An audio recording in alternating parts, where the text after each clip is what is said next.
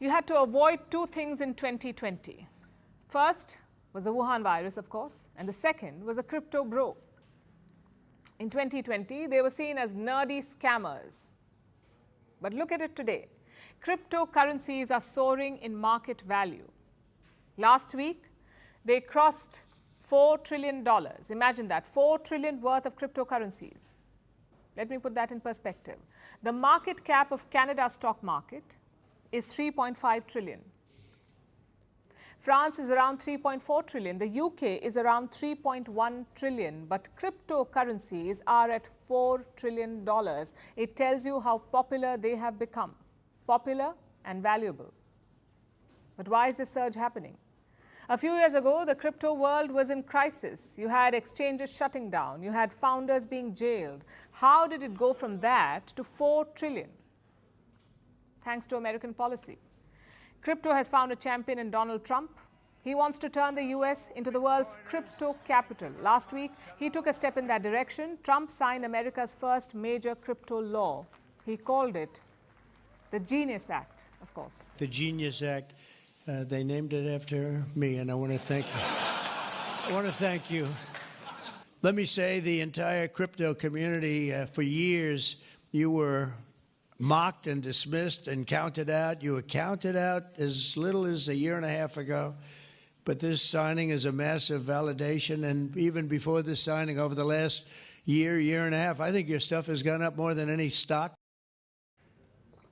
So what does this law do? It regulates one product of the crypto market, a product called stable coins. Now, these are different from other cryptocurrencies.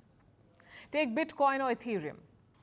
They don't have any intrinsic value like gold, nor are they backed by any government. They're valuable because people say that they're valuable. But that's not the case with stablecoin. Each stablecoin is backed by $1. Say you buy 100 stablecoins from a crypto exchange, then the exchange must keep $100 in reserve. And this makes stablecoins much safer. And this is just the start. Two more crypto bills are in the US Congress. One of them is very consequential, in fact. It will hand over crypto regulation to a smaller American authority. Right now, crypto is regulated by the SEC. That's the Securities and Exchange Commission, SEC. The SEC is a powerful agency, so naturally they keep a tight check on crypto. But a smaller authority may not. And that's what the crypto lobby wants. Because less regulation equals faster growth. But this whole episode raises two questions. One, why is Trump championing crypto? And two, has it finally been legitimized? Now, the first answer is easy. Trump's family owns a crypto company. Recently, they have been buying up Bitcoin. Guess how much they have? $2 billion in Bitcoin. That's what Trump's family has. So if crypto surges, Trump stands to gain. His personal wealth will soar, which would explain all his recent moves. Trump has set up a strategic crypto reserve. He has appointed a crypto czar, and reports say he will open up America's retirement market to crypto. And this could be massive. Normally, retirement funds are invested in stocks and bonds. Trump wants them to invest in cryptocurrencies. And how big is this market? Around $9 trillion. If this happens, crypto will surge again. Which brings us to the second question. Has it been legitimized? In the US, it certainly has. Consider what JP Morgan is doing now. They're looking to lend against crypto holdings. Right now, people take out loans against their property, or maybe their car, or maybe some stock holdings. By next year, JP Morgan could do the same for crypto. And this is a big U-turn because the bank's chief, Jamie Dimon, was famously anti-crypto. He called Bitcoin stupid, dangerous, and fraud. And he is not the only one to do so. Many US banks are lining up to launch stable coins, like the Bank of America, Morgan Stanley, Citibank. All of them want to cash in on this crypto frenzy. In some ways, this is also good. The names I mentioned are legacy banks. It's better to buy from them than some teenager in his basement. Having said that, worries still remain. Crypto regulation is still work in progress. Most countries are still figuring out how to do it. But the industry is not waiting. It has raced away to $4 trillion. We're basically putting the cart before the horse. And that is the biggest problem with crypto. Yes, Bitcoin and stablecoin have gained some legitimacy, but what about meme coins?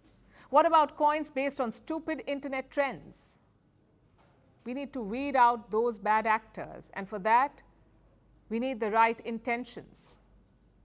I highly doubt if Donald Trump has that.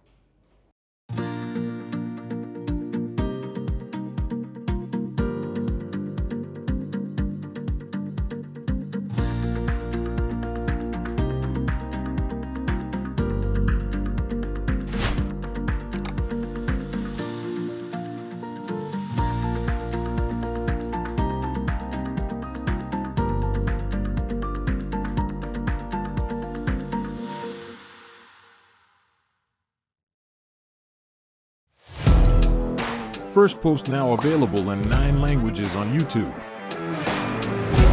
English, Stands at $36 trillion. French, Le FMI, comme German, Geschäftsführenden Direktor, Hindi, $30 trillion ka karjo.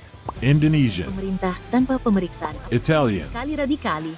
Japanese, 4 兆ドル以上も Portuguese, por causa do próprio balanço patrimonial. Spanish. Beautiful bill. Go to Settings, click on Audio Track and select a language of your choice.